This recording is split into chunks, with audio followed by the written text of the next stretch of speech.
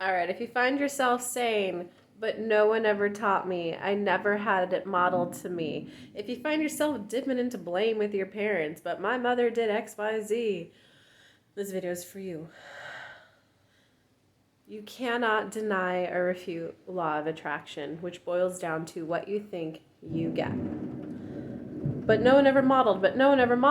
Guess what you're going to get? Tumultuous, chaotic relationships. And I do know that it's unfair, might be a good word for now, an unfair starting point to have a healthy, harmonious relationship. Okay, so admit and acknowledge the pain that you feel. I don't know how to be in a healthy relationship. But you see how that point of focus, that switch right there is already better than the first one? Because the first one is, I'm doomed. I'm in despair. You're super low vibe. Google the emotional guidance list and you'll see that you're in the bottom 4 vibes. If you switch to, yeah, I don't know how to be in a healthy relationship, it brings it present, right? It takes you out of victim mode. It takes you out of someone outside of me taught me so wrong that I could never have it. I want you to grab a mic. You'll have to forgive me if I'm repeating myself a little bit. That switch right there of I don't know how to be in a healthy one, that brings it present instead of someone outside of you asserting something unwanted into your experience. If you have that belief system, that framework, you are literally never going to get what you want. So you need to view it as, I want a model. Universe, I want someone to model this for me. I want to see what a healthy relationship looks like. I want to see what a healthy dialogue looks like. You can make that jumping point when you get to the second one of, I don't know how to be in a healthy one, right? Because if you do, now you know what you don't want. What do you want? I want to know how to be in a healthy relationship. I want to know how to have an equal feel, a relationship where both people feel respected, a relationship where both people feel heard, a relationship maybe where it feels win-win. Can you show me models for that? Because at least now you're on the path towards a healthy relationship. Okay. We still got to talk a little bit about, but I never had a role model. Oh, let's go straight for the people who experienced abuse. Okay. Because there's like 2 scenarios, right? I'm so close to the camera. There's one where you didn't have the good behavior, the right way to do it modeled to you. Okay, well, guess what? The first humans didn't have modeled to them how to build a fire, right? Who created the first? We have inventors all the time. The internet. No one showed someone how to make the internet before it was created. The light bulb, yada yada yada. Okay, so you're not hopeless. You're not despair. You personally just did not start life with the launch pad that came in with good role models for awesome relationships. And one thing you should celebrate here is that you're at a point in your life where you're at least starting to become aware of how relationships can be beneficial. So do you see how on your journey, you're further ahead and further along than you think you are? You used to be in despair. You used to be in fear. No, I don't want a relationship. Maybe you were doing the whole, no, I don't want a man. No, I'll never get married. Maybe you were just a completely fearful, avoidant, disorganized attachment. I know I was for a long time. I was traveling around, averaging 3 weeks in every place. Talk about commitment issues, right? But back then, that was the best thing that felt the best for me. No, I love conquering new. I love seeing new. I love being exposed to new, right? Now I'm at a point where I realize, oh, I never had a secure safety figure. I didn't have that growing up. But you see how that's just a matter-of-fact statement, not no one ever modeled it to me, no one ever showed me, I'm just going to be doomed to be the statistics, right? Psychology, when they do those studies, they have the viewpoint of the difference between the people with different parents and why. So that's all they're reporting on. Oh, these people had parents who modeled how to have a healthy conversation. These people didn't have it. Use it as awareness for what you now need to manifest, what you now need to put your point of focus on, not a reason to keep downward spiraling in doom, gloom, and despair. Okay. So the 2 categories were, you didn't have it modeled, but there was no damage done. You guys at this point in the video are probably well on your way. You now just need to start, I want it modeled. Abuse people, stick around a little bit longer while I just help finish them off. So just be aware, do you let go of the how, right? So sometimes the modeling will be a friendship in your life. Sometimes the modeling will be you will manifest in a couple relationship. Like your friendship. Well, maybe you can be poly, whatever. I personally never went that route. But what I would do is I'd manifest couple friends. They would be a couple, and I would sit there at dinner with them, and I'd watch them have a fight, and it was like, whoa, that's how kind fights can be? That's a fight? To them, they were like, oh, we're so sorry for fighting in front of you. I was like, what? That was so respectful. Okay, so the model could come from that. The model could come from a friendship that you're with. The model could come from an actual relationship that you're in. It can come from a coach, a therapist, a book. It could come from visiting a cousin's house. So just shift your point of focus to, hey, I don't know how to do this. Your starting point, I'd like to learn how to do this. And then just watch as that unfolds. Okay, you guys are taken care of. Let's talk about the people who went through abuse. Okay. So for you guys, there's a recognition of there is an element of your life that will be spent on inner child work. And we all know that when you focus on the past, it doesn't get you anywhere you want in the future, which can just be another reason for people to downward spiral. I know I use that as a reason for a very long time to downward spiral. It's not the silver lining. We're not doing toxic positivity or bypassing any of that. What it is, though, it's I've noticed a trend that people who had that as abuse as a launch pad, abuse, neglect, all that stuff, you wanted a sheer amount of raw freedom. And you wanted a really core knowing of who you are. Right. So the people who grew up with healthy parents who validated their emotions, honey, are you feeling sad because we turned Moana off? And I didn't mean that mockingly the way it may have come off, but it's like, honey, are you feeling sad because we turned Moana off? You are. I get it. You really like Moana, and it is sad when your movies get turned off. It's dinner time, though. We got to get ready for dinner, though. Do you want to hop to the table or do you want to skip to the table? Right? That the healthy version, right? Us abused people got, get your blankety blank ASS to the table now and smacks and okay. Right? So check it out, though. What that little kid got in the healthy, they got an adult, someone outside of them who took the time to get to know them to, are you sad because they turned the TV off? Right? Because when they're 2, they don't know why they're sad. They're just like, oh, I'm crying. Okay. But the people who are on the abuse side, they didn't get that being understood by someone else, from someone else.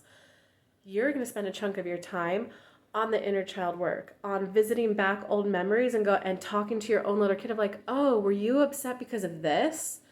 You're reparenting your inner child, right? So do you see how that is a strong point of focus within you to, I want to really understand myself?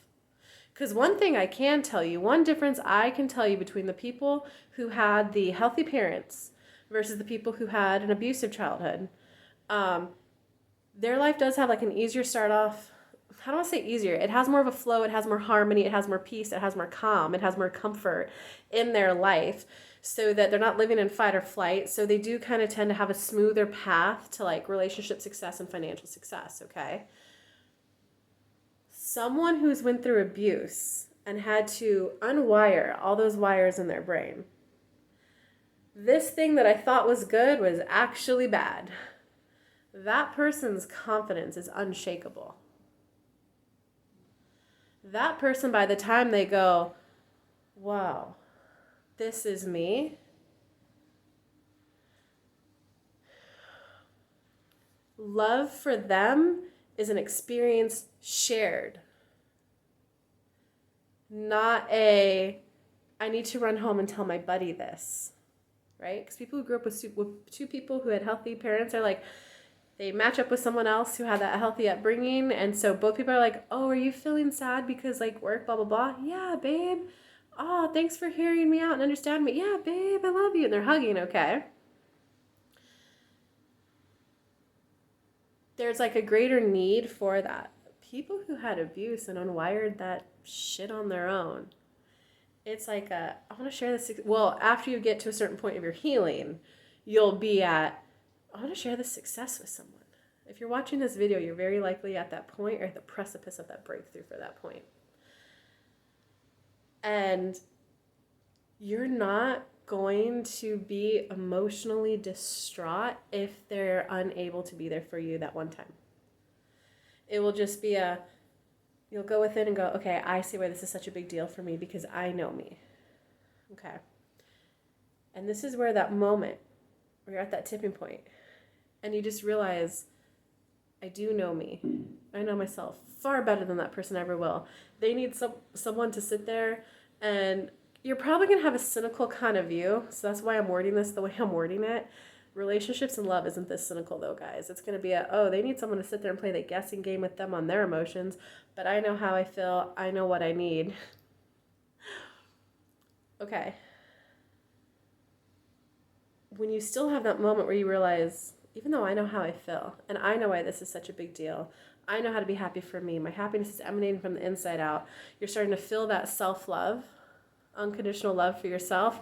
Yeah, I'm a little overweight. That's okay. It's because I eat the way I eat. If I wanted it to change, I would change it. That's unconditional self-love, guys. Yeah, here's this thing. I'm not so great at it. That's just not my strength, though.